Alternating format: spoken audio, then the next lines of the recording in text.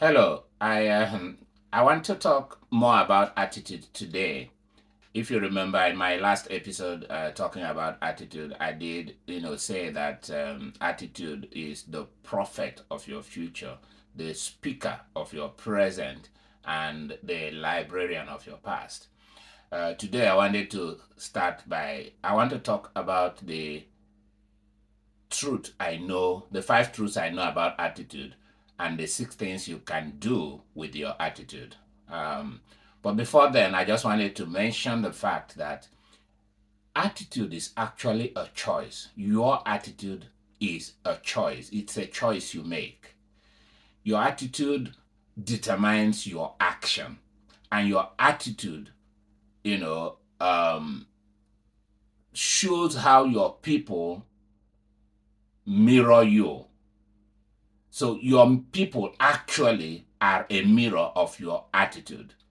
In other words, maintaining a good attitude is easier than regaining a good attitude. In other words, if you had a good attitude or an excellent attitude, and then you decide to throw it away and imbibe some very bad attitudes, it's going to be difficult for you to regain it back. It's basically like trust. And attitude actually is what builds trust.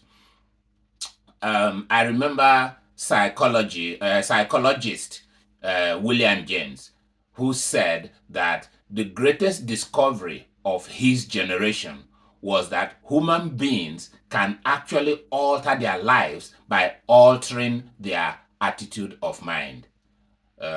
William James was a great psychologist and a writer, and he observed and said that in his generation, at the point in time, he realized that the greatest discovery that had been made, especially by psychologists, is that the human beings can alter their lives altogether just by altering their attitudes of mind. And you see that in today. Those whose spirit are unbreakable actually break through things. Those whose spirits are unbreakable actually break through things. But those who give up easily actually also succumb easily to things. It's just a thing about attitude. So I said I was going to talk about the five truths I know about attitude. The first one is that attitudes have the power to lift up or tear down a team. You have a team and you want to know what is lifting them up or tearing them down. Look in the attitude of the leader and attitudes of members of the team. And it could just be one rotten apple. Bad attitudes, number two, bad attitudes compounds faster than good ones. In other words, it's also like, it's easier to bring down things. It's harder to build them up. So, the same way, bad attitudes are easy to compound. They just keep piling up and piling up. And before you know it, it's a mountain. But good attitudes take a little bit of time, to build them. To Now, just before we go ahead, one thing I always tell people is that one of the professions that got life right, in my personal opinion, are accountants. Because accountants look at life from the debit and credit perspective. In other words, I always believe that in life, if you have a bad attitude, the first thing is to acknowledge it. And once you acknowledge that this is a bad attitude, look for the good attitude and credit there. In other words, build it there. Take your time, build it as a habit until it overtakes the bad attitude. So, in other words, life is debit and credit. If you have a debit and you want to clear it out, bring a credit to it and it clears out. That's the accountant's mindset. I don't know whether that makes sense, but we can talk about it some other day. But anyways, so bad attitudes compound faster than the good attitude. And an attitude, number three truth I learned about attitude is that an attitude compounds when exposed to others. In other words, if you're keeping your attitude to yourself, it really has not much effect.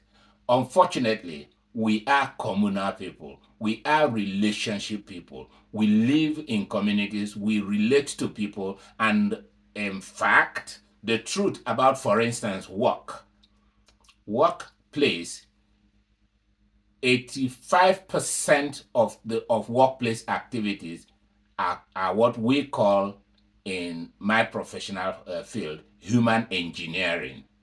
Only 15% of work content is technical skills. In other words, any job you have, 85% of what you'll be doing on that job is managing people, relating to people, talking to people, communicating to people, just dealing with people. That's human engineering. Your real technical skill, the one you thought, that's what I learned in school, that's what I have trained on, is just 15%. Think about it and check. You'll find that it is the truth. So, an attitude compounds when exposed to others. Now, number 4 thing I learned about attitude is that rotten attitude, when left alone, can ruin everything. When you leave rotten attitudes alone, they can ruin everything.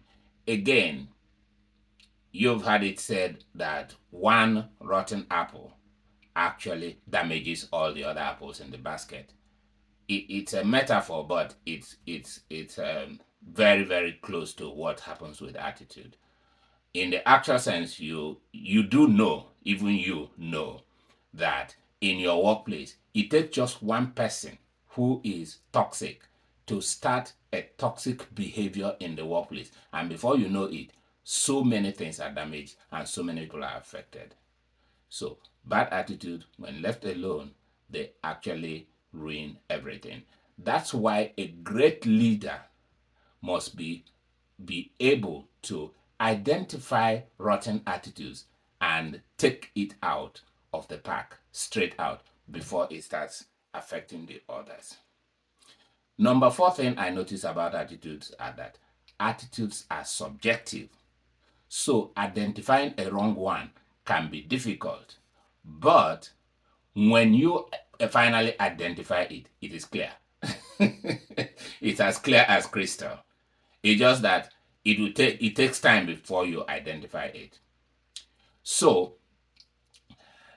basically, like I said, 6 rotten attitudes that can ruin a team from my observation. The first one is inability to admit wrongdoing. If you have somebody in your team or you yourself are unable to always admit it when you're wrong, that is a very bad sign, both to the team and to your life, because really nobody is perfect and nobody does not do wrong. So if you build the ability to admit you're wrong and to apologize for it and to make amends, in the actual sense, for those of you that are Christians, that's the whole concept of Christianity is, I am wrong, I am sorry, I won't do it again. And you mean it and you don't do it again. That's what's called repentance in Christianity, isn't it? So, inability to admit wrong is a rotten attitude that can ruin your team, ruin your business, ruin your life. So, I have made conscious effort in my life to learn to admit my wrong so that I can atone for it. And atone in this sense doesn't mean just punishment. It doesn't mean punishment. In some cases it is, but it doesn't mean punishment. It just means that you admit it. If you brood over it, you brood over it. Then you think through how to drop that rotten attitude of not admitting wrong, and how to drop whatever it is that you're doing wrong and do things right going forward. That's all it takes. The second rotten attitude that can ruin a team is failure to forgive. Now, we can have a whole session on forgiveness, but let me put it this way. Forgiveness is not about the person you are forgiving. is much more about you. Forgiveness is taking out the burden of the anger and hate and resentment you have against somebody and dropping it off in a grave and closing it up so that you can move on with your life lighter. That's what forgiveness is all about. So, I mean, apparently, the person who you are forgiving would have to benefit from it by the fact that he also or she is not going about thinking this person is still holding anything against me, right? But more of the forgiveness part is actually about yourself. You know, I've had this saying that unforgiveness is basically like drinking poison and expecting somebody else to die. you know, it just doesn't work. So in a team, if you are unforgiving, you are going to be really messed up. It's not just the team, but you. And sometimes the person we are not forgiving don't even know that we are carrying a grudge or have a hatred or anything against them, depending on where they are and how they are. They may have actually already flushed out everything, gotten forgiveness from God, moved on, and you are the one, going on and carrying the heat and the burden. The third rotten attitude that can ruin a team is petty jealousy. See, once you begin to see others as a competition or as better than you and you can't allow that, or that they why are they doing so good and all of that is actually, in my opinion, and I'm not saying that the Bible is wrong, I'm just saying that is the root of all evils. I know that the Bible says that the love of money is the root of all evils, but I think that the love of money is actually petty jealousy. Again, that's something we can talk about another day. But petty jealousy is deadly. Stay away from it, because jealousy can build up anything evil, and before you know it, it explodes like a bomb. The fourth thing that I think is a very rotten attitude that can ruin a team is what I call the disease of me. Me, myself, and I. Think about it. A lot of the time when you quarrel with people, let's even talk about your own spouse, for those of you who have spouses. Think about your quarrels with them. How do you report it? How do you say it? What she did to me, he did that to me, to me, to me. It's always to me. Now, the moment you begin to see me as the ultimate, you begin to see me, that is yourself, as the focal point, you automatically take the place of the general manager of the world, and the world can't move unless they take permission from you. The world can't move unless you say so. That's a dangerous place to be. That can kill a team. The disease of me. Now, I'm going to have a larger discussion on the disease of me in another video, but it's an attitude that can kill a team. It's an attitude that can mess your life up. It's an attitude that can, damage things for you.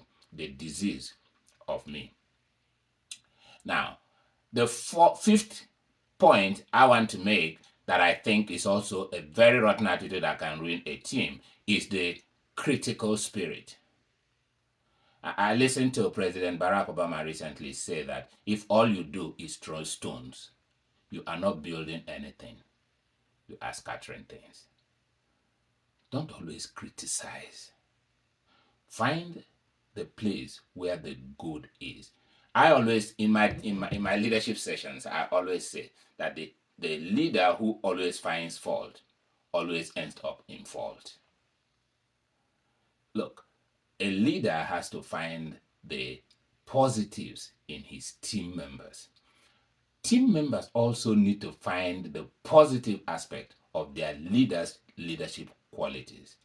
But if you are always critical, your spirit is always critical, Well, the truth of the matter is, if you are a stone thrower, why are you expecting to not be hit by a stone? Do not always be critical. Now, the last one I want to talk about today, before this video becomes too long, is the attitude that craves to hog all credit. I don't remember one of the great leaders of times. I don't remember who exactly it was that said it, but he said that we could achieve, and I think it was Charles Tremendous Jones. I don't remember. Don't quote me on that. But he says that we could achieve great things if we don't care who takes the credit. Now, that's a great perspective to keep.